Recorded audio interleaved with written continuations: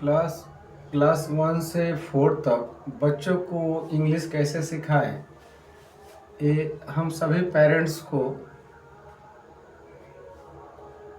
मन में इच्छा होती है कि मेरा भी बच्चा इंग्लिश में कुछ सीखे, कुछ बोले, ताकि मेरा भी कुछ नाम हो। तो क्लास 1 से 4 तक बच्चों को इंग्लिश को कैसे इम्प्रूव करें, उसके लिए मैंने एक टॉपिक रखा हुआ है पेरेंट्स के लिए। जो पेरेंट्स जितने भी होते हैं, सभी के सभी पेरेंट्स चाहते हैं कि मेरा बच्चा कुछ न कुछ इंग्लिश में सीख जाए। तो क्या करे पेरेंट्स की इंग्लिश में बच्चा जो है पूरी तरह से वो ठीक हो जाए।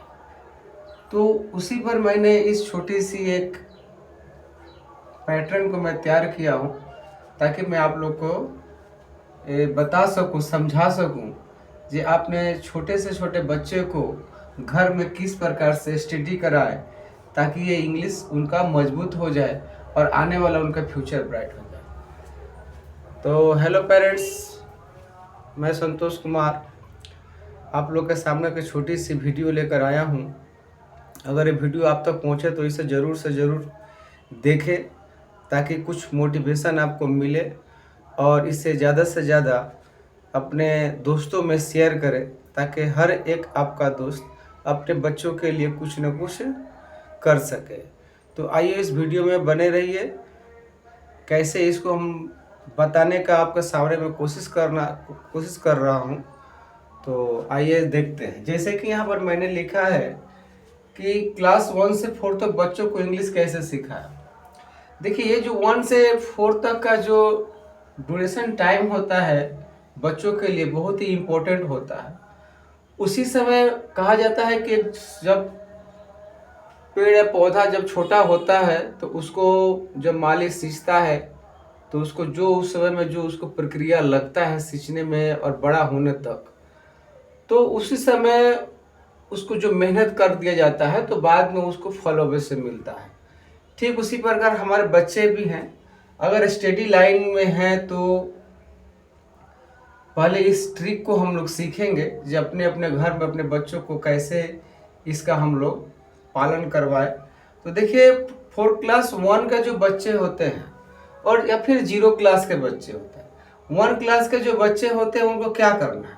तो सबसे पहले देखिए, अगर 0 क्लास से लेवल से है तो हम घर में ही ABCD या फिर अल्फ़ाबेट ये सब सिखाते रहते हैं। उसके बाद जैसे ही ग्रो करता है लड़का और आपका क्लास 1 से अगर चला आता है, तो फॉर क्लास 1 में जब भी आ जाए लड़का, तो उसको सबसे पहले हम लोग वॉयल और कॉन्सोनेंट से चालू करेंगे। वॉयल और कॉन्सोनेंट का मतलब क्या, कि हम लोग तो जानते हैं कि वॉयल 5 प्रकार का होता है, लेकिन उसको हम लोग क्या कहेंगे, प्रोनाउंस से उसको पहचानने के लिए उसको हम लोग सिखाएंगे। अक्सर क्या होता है कि टीचर या फिर हम लोग भी बचपन में अपने टीचर से स्कूल में पढ़े हैं कि ये वॉयल 5 प्रकार का होता है, AEIOU। तो क्या इसी पर के आर्टिकल हम लिख पाते हैं, सीख पाते हैं? तो नहीं। तो हमको इस पर प्रोनाउंस पर ज़्यादा ध्यान देना होता है। तो प्रोनाउंस कैसा आता है, किसके अनुसार ही हमको आर्टिकल का यूज़ करना होना, वो क्लास 1 से ही उनको सिखाना शुरू कर देना होगा। तो सबसे पहले हम लोग वॉवल और कॉन्सोनेंट को पर ध्यान देंगे। और नेक्स्ट है कि 2-3 वर्ड्स। 2-3 वर्ड्स का मतलब होता है कि जैसे कि मान लीजिए 2-3 वर्ड्स का मतलब है कि 2 लेटर्स से है। जैसे मान लीजिए कैट हुआ, बैट हुआ, एप्पल हुआ। तो ये छोटा छोटा जो वर्ड है इसको लिखाने का हम लोग कोशिश करेंगे। 2-3 वर्ड्स जो होते हैं उनको सिखाएंगे।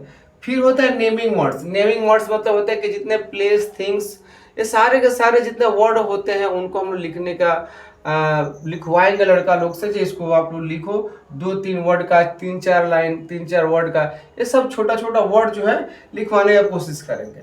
नेक्स्ट है fruits name, flowers name, animals name, wild animals name, pet animals name. ये जितने सारे एनिमल्स है, क्रिएचर्स जितने सारे हैं, तो ये सब चीज़ का नाम जब हम लोग उसको जब सिखाएंगे लिखने के लिए, तो उसको क्या होगा कि वो नाम कैसे लिखा जाता है, कि नाम है कि क्या है, उसको पता चलता है।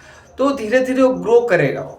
तो सबसे पहले नेमिंग वर्ड सिखाएंगे। नेमिंग वर्ड्स में फ्लावर्स, फ्रूट्स, इस सब का नाम को धीरे धीरे हम लोग सिखाएंगे।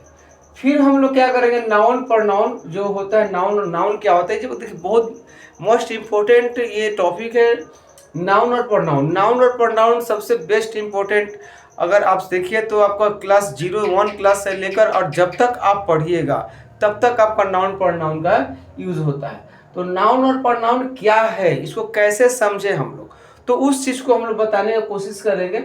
और इसका पर्सन, प्लेस और थिंग्स, ये सारे के सारे कौन प्लेस होते हैं, क्या थिंग्स होते हैं और क्या इसमें पर्सन होते हैं, ये तीनों का नाम डिटेलिंग उनको हम डे बाय डे 2 4 5 6 10 15 या फिर जितना हो सके उनको हम लिखवाने का कोशिश करेंगे। और नेक्स्ट है इम्पोर्टेंट क्या है, is am are. Is am are क्या है, जो क्लास 1 से उसको सिखा देना होगा कि इज एम आर का यूज किसके साथ होता है। अक्सर हमारे पास जो बच्चे पढ़ने आते हैं उनको अभी तक ये पता नहीं चल जाता है कि इज किसके साथ यूज किया जाता है, आर एम किसके साथ यूज किया जाता है। तो सबसे पहले हम लोग इज एम आर और सबसे सिंपल चीज़ से सिखाएंगे। प्रोनाउन जो होते हैं, pronoun he, she, it, name, जो चीज़ रहते हैं, आई, वी, यू, दे, उस सबके साथ में जो प्रोनाउन होते हैं उनके साथ में कौन सा वर्ब हम लोग इस्तेमाल करेंगे। तो सबसे हम लोग ज़्यादा करके सिंपल में जाएंगे। इज, एम और आर, इज, एम और आर किसके साथ यूज किया जाता है और कौन सा इसमें सिंगुलर होता है, कौन सा प्लूरल होता है, बस इतना ही हम लोग को सिखाना है क्लास 1 में।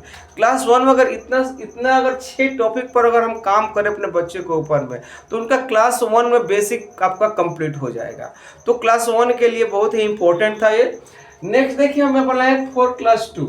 अब क्लास 2 में क्या करें, क्लास 2 के जिन गार्जियन के बच्चे क्लास 2 में हैं उनको लिए देखिए नाउन प्रोनाउन, ठीक सेम वही है, नाउन प्रोनाउन, पर्सन, प्लेस और थिंग, ये उनको क्लास 2 के बच्चों को अवश्य पढ़ाएं। क्लास 2 में नाउन प्रोनाउन को जब तक नहीं पढ़ाएंगे तब तक हम नीचे ऊपर हम ग्रो नहीं कर पाएंगे। तो वहाँ पर क्या है, नाउन प्रोनाउन, पर्सन, प्लेस और थिंग्स के बारे में बताएंगे। फिर होता है व्हाट इज प्रोनाउन, प्रोनाउन क्या क्या होता है, कौन कौन सा ऐसा चीज होता है जो प्रोनाउन होते हैं, ये बहुत ही इंपॉर्टेंट है। तो प्रोनाउन कौन कौन से होते हैं, तो आई, वी, ही, वी, दे, ही, सी, ये सब क्या है, प्रोनाउन है। तो ये जो इतने सारे प्रोनाउन है, इन प्रोनाउन के बारे में हम बताएंगे। इनके साथ क्या क्या यूज होता है ये बताएंगे। Use of is, am, are, तो ये चीज बताएंगे, use of is, am, are. तो देखिए प्रोनाउंस जो होते हैं, अभी भी कितने सारे बच्चे हैं जिनको अभी तक ये पता नहीं है कि दे प्रोनाउन है, कि दे सिंगुलर है, कि दे प्लूरल है, दे के साथ आर यूज करे, कि एम यूज करे, या फिर इज यूज करे। तो ये सबसे पहले हमको सिखाना होगा ये किसके साथ इसका यूज किया जाता है। फिर देखिए क्या है, आर्टिकल्स। आर्टिकल्स में ए एंड, आपका 1 क्लास में भी आर्टिकल था, आपका 2 क्लास में भी आर्टिकल्स है। आर्टिकल्स आपका ए एंड द, इसमें क्या होता है आपका, इसको सबसे पहले बताना था कि ए का यूज हम लोग प्रोनाउंस के अनुसार और द एन का अनुसार, प्रोनाउंस के अनुसार। तो जो हम लोग उच्चारण के अनुसार जब आर्टिकल के यूज करते हैं तभी हम आप बच्चे को आर्टिकल सिखा पाते हैं। नहीं तो अन्यथा अभी तक आपको बता रहे हैं कि वो आर्टिकल सीखना इतना आसान नहीं जितना आप समझते हैं। तो ए, ई, आई, ओ, यू के आधार पर वॉयल में 5 प्रकार का वॉयल होता है और इस वॉयल के आधार पर अगर आप बच्चों को आर्टिकल सिखाने की कोशिश करते हैं तो ये नहीं हो पाता है। तो क्योंकि ये प्रोनाउंस के ऊपर डिपेंड करता है कि आर्टिकल का यूज किसके साथ कौन सा आर्टिकल का यूज करें। नेक्स्ट है देखिए आपका सिंपल अपोजिट। ये सिंपल अपोजिट वर्ड आपको सिखाना है। सिंपल अपोजिट वर्ड होते हैं जैसे आपका गो का कम, हॉट का कोल्ड। तो ये जैसे छोटे छोटे चीज़ है, लार्ज है, बिग है, छोटा छोटा वर्ड, ओपन क्लोज, छोटे छोटे वर्ड जो रेगुलर हम लोग को यूज करते हैं और बच्चों को यूज करने में भी असुविधा नहीं होता। तो वैसे वैसे छोटे छोटे हम लोग अपोजिट वर्ड बोलते रहेंगे और सिखाते रहेंगे। मिनिमम 5-10 रोज करके सिखाएंगे। नेक्स्ट होता है देखिए singular, plural, gender change. Singular plural क्या होता है, सिंगुलर प्लूरल आपको चेंज कराना होगा, एक वचन बहुवचन जो हम लोग हिंदी में सीखते हैं। तो सिंगुलर से प्लूरल करना ये बहुत ही मोस्ट इंपॉर्टेंट है, सिंगुलर से प्लूरल करना, क्योंकि सिंगुलर के साथ आप आगे जब क्लास में बढ़िएगा, ऊपर की तरफ 3-4 में जब चली जाइएगा तो सिंगुलर आपका कौन सा सब्जेक्ट है, प्लूरल आपका कौन सा सब्जेक्ट है, प्लूरल के साथ कौन सा वर्ब यूज करें, सिंगुलर के साथ कौन सा वर्ब यूज करें, तो आपको ये बहुत ही इंपॉर्टेंट है। तो क्लास इसको 2 में ही सिंगुलर से प्लूरल आपको सिखाना बहुत जरूरी होता है। हालांकि सिंगुलर और प्लूरल आपको 1 क्लास में भी सिखाए तो बहुत बेहतर होगा। नेक्स्ट है जेंडर चेंज। जेंडर चेंज है स्त्रीलिंग या पुल्लिंग जो हम लोग जानते हैं, तो स्त्रीलिंग को पुल्लिंग बनाना, पुल्लिंग को स्त्रीलिंग बनाना, ये चीज़ हम लोग को सिखाना बहुत ही अनिवार्य है। नेक्स्ट देखिए हम लोग क्लास 3 का है। क्लास 3 में क्या करें। क्लास 3 अगर आपका बच्चा अगर क्लास 3 में है तो ये वीडियो आप जरूर देखें। तो क्लास 3 में क्या singular to plural gender change, देखिए इसमें भी है कि क्लास 3 में सिंगुलर से प्लूरल, क्योंकि सिंगुलर और प्लूरल बहुत ही मोस्ट इंपॉर्टेंट वर्ड है और इसको सीखना बहुत ही जरूरी होता है। क्योंकि एक सिंगुलर वर्ड सामने जब आपका बच्चा जब सामने ग्रो करेगा, जब क्लास 5, 6, 7 में जाएगा तो उसको पता चलेगा कि सिंगुलर क्या होता है और प्लूरल क्या होता है, तब बहुत देर हो चुका होगा। तो हम लोग क्यों नहीं बचपन में ही, छोटे से उम्र में ही इनको हम लोग सिखाने का कोशिश करें कि सिंगुलर होता है क्या है, प्लूरल होता है क्या होगा, सिंगुलर के साथ में कौन सा वर्ब यूज होता है और प्लूरल के साथ में कौन सा वर्ब यूज होता है। तो इसे हम लोग सिखाने का कोशिश करेंगे। और नेक्स्ट है आपका, देखिए नेक्स्ट आपका है जेंडर चेंज। जेंडर चेंज जैसे कि क्लास 2 में भी सिखाया जेंडर चेंज, स्त्रीलिंग से पुल्लिंग करना, पुल्लिंग से स्त्रीलिंग करना, इसको भी हम लोग सिखाएंगे। नेक्स्ट है देखिए सब्जेक्ट वर्ब और ऑब्जेक्ट। देखिए ये क्या है, ये बहुत ही मोस्ट इंपॉर्टेंट वर्ड है, सब्जेक्ट वर्ब और ऑब्जेक्ट। ये होता क्या है, तो अभी तक आप क्लास 7, 8 या 9 के बच्चों को अगर पूछिएगा सब्जेक्ट क्या होता है, वर्ब क्या होता है, ऑब्जेक्ट क्या होता है, तो बहुत ही कम ही बच्चे हैं जो इसको बता पाते हैं। तो हम लोग बचपन से ही इन लोग को बताएंगे कि सब्जेक्ट क्या होता है, आखिर इंग्लिश में सब्जेक्ट किसको बोलते हैं हम लोग, सब्जेक्ट क्या होता है, वर्ब क्या होता है, ऑब्जेक्ट क्या होता है, कैसे काम करता है। तो हम लोग सब्जेक्ट वर्ब ऑब्जेक्ट के बारे में क्लास 3 से शुरू कर देंगे बच्चे को पढ़ाना। और नेक्स्ट है देखिए simple present tense. Simple present tense का मतलब होता है कि जो छोटे छोटे जो सिंपल प्रेजेंट टेंस, मैं खाता हूँ, मैं जाता हूँ, मैं पढ़ता हूँ, मैं बैठता हूँ, ये रेगुलर वाले वर्ड जो होते हैं उन बच्चों को थोड़ा थोड़ा करके बोलते रहना होगा कि बेटा बोलो तो मैं जाता हूँ का इंग्लिश क्या होगा। तो छोटे छोटे जो वर्ड होते हैं सिंपल, ये नहीं कि ज़्यादा डिफिकल्ट, मैं जाता हूँ, मैं खाता हूँ, अब मैं वहाँ, अब छोटा छोटा करके धीरे धीरे ठीक नेक्स्ट बाई नेक्स्ट बढ़ते चला जाएगा। जैसे मैं पढ़ता हूँ, मैं किताब पढ़ता हूँ, तो मैं सोता हूँ, मैं बेड पर सोता हूँ। तो जो छोटा छोटा जो वर्ड है, अगर सिंपल प्रेजेंट टेंस वाला वर्ड होते हैं, उनको अगर क्लास 3 से अगर शुरू कर दे तो लड़का ऑटोमेटिक ग्रो कर देगा। और आपको मैं आशा करता हूँ कि बच्चे आपके बहुत ही बेहतर साबित होंगे अगर आप इस डेली रूटीन को फॉलो करते हैं। तो नेक्स्ट देखिए क्या है, एडजेक्टिव, एडवर्ब और प्रीपोजिशन। क्लास 3 में उस बच्चे को सिखाया कि देखिए नाउन पर नाउन तो सीख लेगा बच्चा, सीखा।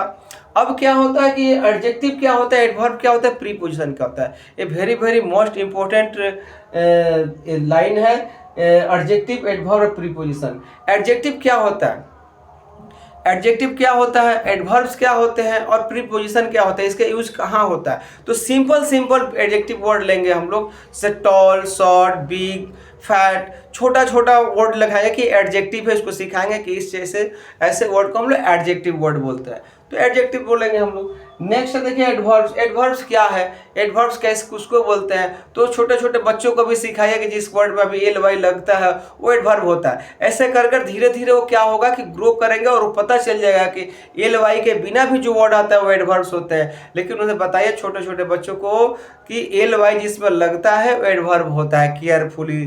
तो यहाँ पर जैसे कि आपको यहाँ पर दिखाई दे रहा है। नेक्स्ट आपका है प्रीपोजिशन। प्रीपोजिशन में आप एकदम छोटा सा कॉमन वाला प्रीपोजिशन यूज कराइए, ऑन कहाँ लगता है, इन कहाँ लगता है और एट कहाँ लगता है। तो ये हम लोग रेगुलर यूज करते हैं, जैसे कि किताब टेबल के ऊपर है, मैं घर के अंदर हूँ, अब मैं इतना बजे स्कूल जाता हूँ। तो यहाँ पर कोई क्या चीज़ के प्रीपोजिशन के यूज होता है, एकदम छोटा छोटा ऑन, इन, एट, बस इतना कर कर आप उनको प्रेरित कीजिए कि प्रीपोजिशन क्या आता है, उनको दिमाग में डालिए कि प्रीपोजिशन भी एक वर्ड होता है जो उनको सीखना होगा।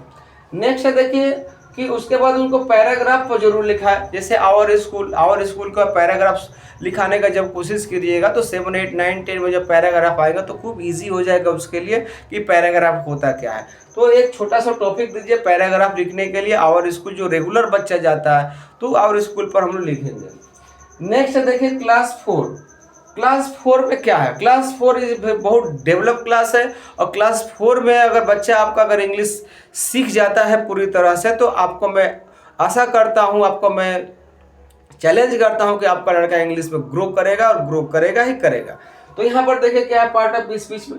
अब क्लास 4 में क्या है, थोड़ा सा चैलेंजेस रहते हैं। क्या part of speech, part of speech में आप जानते हैं हम लोग कि पार्ट ऑफ स्पीच 8 प्रकार का होता है, और 8 प्रकार के स्पीच अगर बच्चा आपका 4th क्लास में अगर अच्छा से सीख जाता है, सीखेगा ही, क्योंकि आपको 1 2 3 क्लास आपका डेवलप क्लास हो चुका है, तो 4 में उसको कोई असुविधा नहीं होगा। क्योंकि आप देखिए नाउन 1 से सीख रहा है, प्रोनाउन सीख रहा है, adjective, adverb, preposition, interjection, conjunction, ये आपका शुरू से ही चल रहा है, तो लड़का आपका ग्रो करेगा। तो पार्ट ऑफ स्पीच अब उसको बताना होगा कि जितने आप सीख कर आ पाए हैं यही पार्ट ऑफ स्पीच होते हैं, तो उसको पता चलेगा कि पार्ट ऑफ स्पीच होता क्या है। नेक्स्ट क्या देखिए, पैराग्राफ है। पैराग्राफ जैसे कि आपको क्लास 3 में कराया गया था, तो पैराग्राफ थोड़ा सा उससे हट कर थोड़ा सा कराना होगा। जैसे पैराग्राफ है माई फैमिली है, माई सेल्फ है, तो किसी द काउ पर लिखिए। तो ये जो जब हम लोग लिखेंगे इस चीज़ को ऐसे लिखेंगे, पैराग्राफ लिखेंगे, क्लास 4 के बच्चे से अब लिखवाएंगे, तो आपको ये बहुत ही आसान हो जाएगा उनके लिए आगे के लिए लिखना। नेक्स्ट है degree of comparison, subject verb agreement. अब सब्जेक्ट वर्ब एग्रीमेंट क्या है? सब्जेक्ट वर्ब एग्रीमेंट का बेसिक रूल समझाइए कि सब्जेक्ट वर्ब एग्रीमेंट क्या होता है। जिसके साथ सब्जेक्ट के साथ जैसे कि आई के साथ में एम ही लगता है, तो इसको सब्जेक्ट वर्ब एग्रीमेंट कहते हैं। और किसके साथ इसका सिंगुलर यूज होता है, किसके साथ में प्लूरल के साथ यूज होता है। तो सिंगुलर के साथ कौन सा वर्ब लगता है, प्लूरल के साथ कौन सा वर्ब लगता है। तो आपको जैसे कि ऊपर मैं बता चुका है कि सिंगुलर प्लूरल सिखाना बहुत ही जरूरी है, जो कि सब्जेक्ट वर्ब एग्रीमेंट में आता है। नेक्स्ट होता है degree of comparison. Degree of comparison का मतलब होता है कि आप किसी से जो तुलना करते हैं, हम लोग बात कि तुम्हारा पेन मेरे पेन से सुंदर है, तो ये जो एडजेक्टिव बताए हम, सुंदर क्या है, ब्यूटीफुल क्या एडजेक्टिव है। तो तुम्हारा घर मेरे घर से बड़ा है, तो छोटा छोटा चीज़ बताइए और इसको चेंज करने के लिए बताइए कि इसको कैसे हम लोग करते हैं। तो बिग का बिगर, बिगेस्ट, तो छोटा छोटा वर्ड सिखाइए। तो कैसे टॉल, टॉलर, टॉलेस्ट, इस जितने भी वर्ड होते हैं छोटे छोटे वर्ड सिखाइए। तो छोटा छोटा वर्ड के लिए हम डिग्री ऑफ कंपैरिजन सीखेंगे।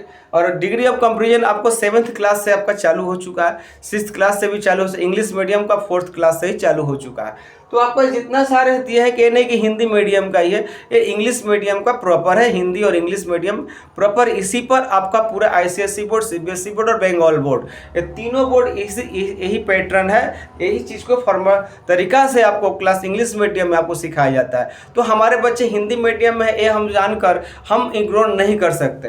तो आप इंग्लिश सिखाना होगा तो आपको इस रूल पर आपको चलना होगा और बच्चे को सिखाना का प्रयास करना होगा।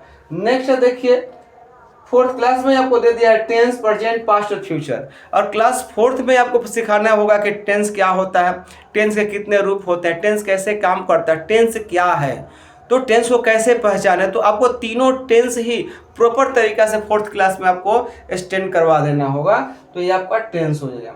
नेक्स्ट है देखिए नेगेटिव सेंटेंस, इंट्रोगेटिव सेंटेंस।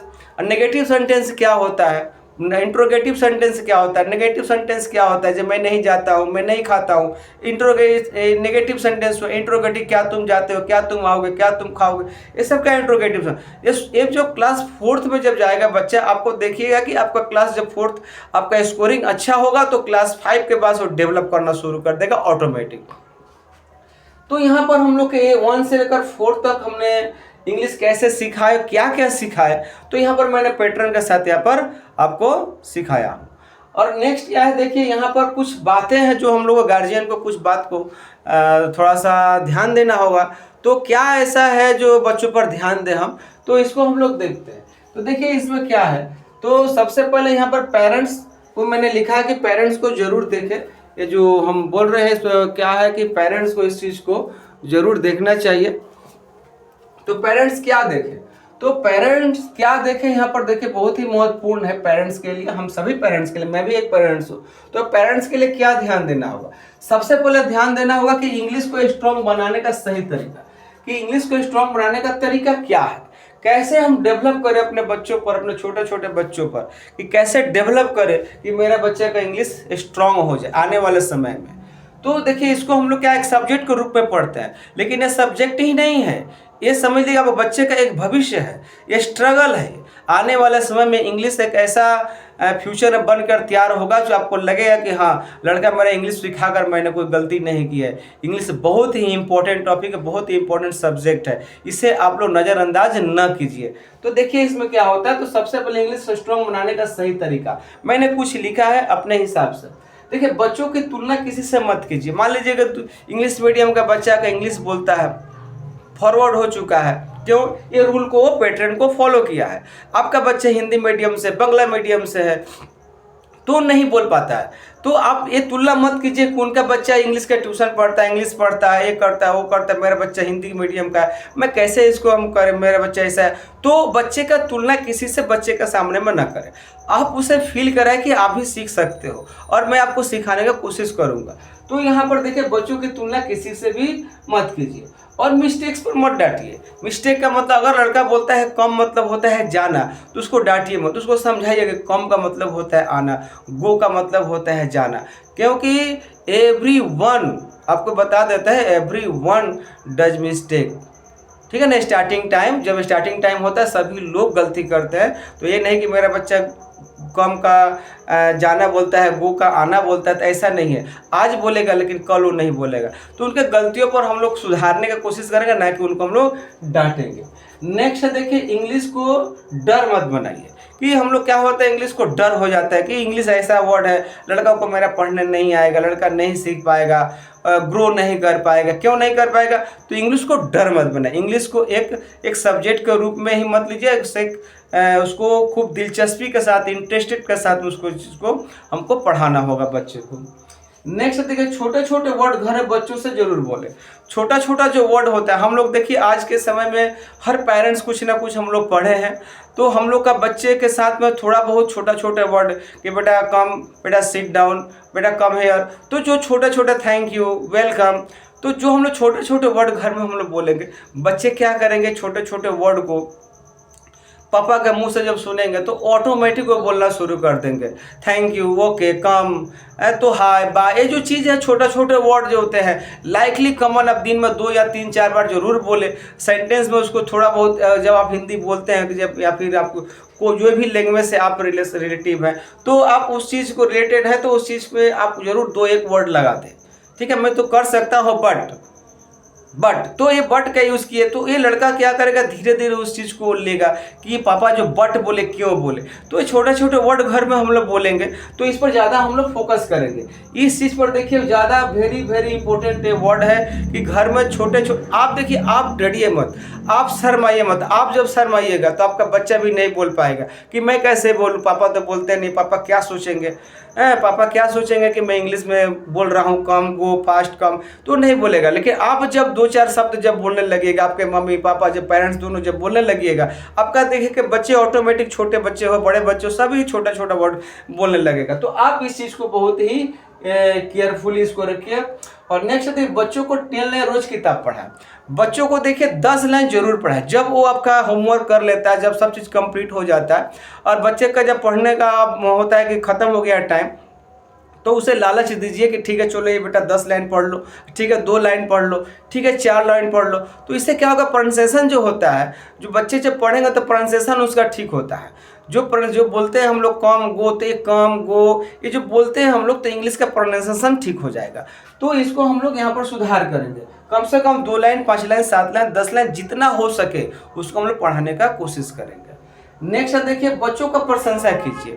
बच्चे का जो हमेशा उसको प्रशंसा कीजिए कि आप बेटा बहुत अच्छे पढ़ रहे हो, और अच्छा से पढ़ो बेटा, तुम बहुत बड़े पढ़ते हो। तो प्रशंसा करने से क्या होगा, लड़का और पढ़ेगा और बोलने का कोशिश करेगा। तो इसे आप लोग एक बच्चे का जो मनोबल है उसको टूटने नहीं देना है कि वो तुम्हारा, उसका बच्चा देखो ना मेरा दोस्त इंग्लिश में बोलता है, तो आप बोलिए कि अरे तुम भी बोलोगे, इतना तुम टेंशन क्यों लेते हो, आप बोलो मैं आपके साथ बोलता हूँ। तो ये प्रशंसा कीजिए लड़का के, बहुत अच्छा बोल रहे हो, बहुत अच्छा पढ़ रहे हो, तो आपको टीचर बहुत अच्छा सिखा रहे हैं, मैं भी तुमको सिखा रहा हूँ, हम दोनों एक साथ में बोलेंगे। तो ये जो एक साथ में कम्युनिकेशन जब आपका लड़का का साथ में जब होने लगेगा, तो आप अटैचमेंट जब होने लगेगा, तो लड़का आपका साथ, आपका लड़का और आपका साथ का जो आपका कन्वर्सेशन स्किल है वो आपका ओके हो जाएगा। और जैसे ही घर में कम्युनिकेशन स्किल अगर ठीक हो जाता है, तो जैसे ही बाहर में जाएगा तो वो देखिएगा कि एक दूसरे के साथ में, अपने दोस्तों के साथ में, फ्रेंड के साथ में अवश्य ही कन्वर्सेशन शुरू कर देंगे। छोटा मोटा या तो जैसे भी वर्ड बाहर में जरूरी ही बोलेंगे। तो इस चीज़ पर हम लोग को ध्यान देना होगा। और नोट क्या करना है हम लोग का, देखिए मैंने एक नोट लिखा है। नोट क्या लिखा है, थोड़ा सा बोर्ड पर बहुत छोटे छोटे स्मॉल वर्ड हो गए हैं, तो इनको थोड़ा सा बारीकी से देखिएगा। और यहाँ पर क्या है, इंग्लिश एक सब्जेक्ट ही नहीं, मैंने एक नोट लिखा है। जो सभी बच्चे गार्जियन समझते हैं कि इंग्लिश एक सब्जेक्ट है, हिंदी एक सब्जेक्ट है, हिस्ट्री एक सब्जेक्ट, हाँ सभी एक सब्जेक्ट है। तो इंग्लिश एक सब्जेक्ट ही नहीं है, आने वाले समय में बच्चों का फ्यूचर है, इस चीज़ को ध्यान देना। वो please note that this line कि इंग्लिश एक सब्जेक्ट ही नहीं है, यह आने वाले समय बच्चों का फ्यूचर है। ये आने वाले समय, मान लीजिए आपका लड़का ग्रो जब करेगा तो आने वाले समय, आज के समय में आपका जहाँ भी लड़का जब कोई पॉइंट होगा तो वहाँ पर क्या होगा कि वहाँ पर इंग्लिश का ही सब चीज़ चलेगा, इंग्लिश में लिखना, इंग्लिश में बोलना, हर ज़्यादा करके 100% तो नहीं, कहीं कहीं 100% भी है।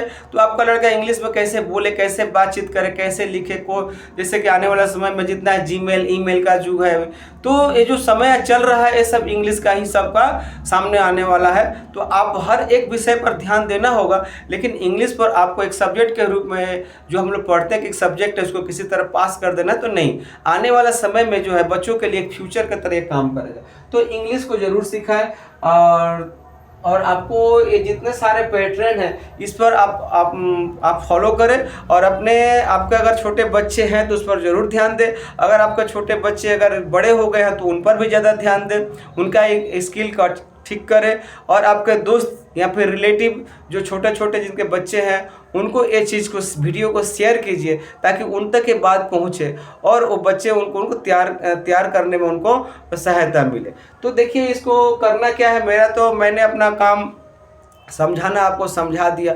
तो इस वीडियो के माध्यम से मैंने कोशिश किया हूँ कि छोटे छोटे बच्चों को मैं इंग्लिश सिखाने का, तो मैंने जो समर्पित किया अपने आप को, मैं करना चाहता हूँ कि छोटे छोटे बच्चों को मैं जो बेसिक, कम से कम बेसिक नॉलेज को मैं देने का कोशिश करता हूँ। तो यहाँ पर देखिए इसी पैटर्न पर मैं आपका जो है बच्चों को मैं तैयार करवाता हूँ ताकि बच्चों का जो फ्यूचर है वो ब्राइट हो सके।